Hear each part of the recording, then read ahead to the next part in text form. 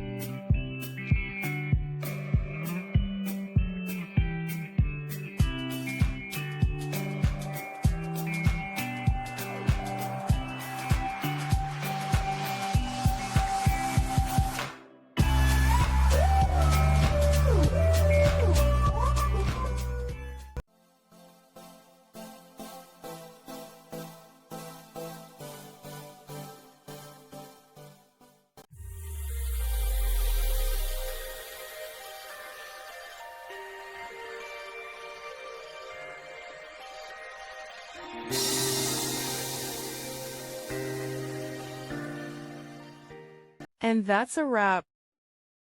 I hope you found the answer you were looking for. If you did, take a second to hit that subscribe button. It really helps out.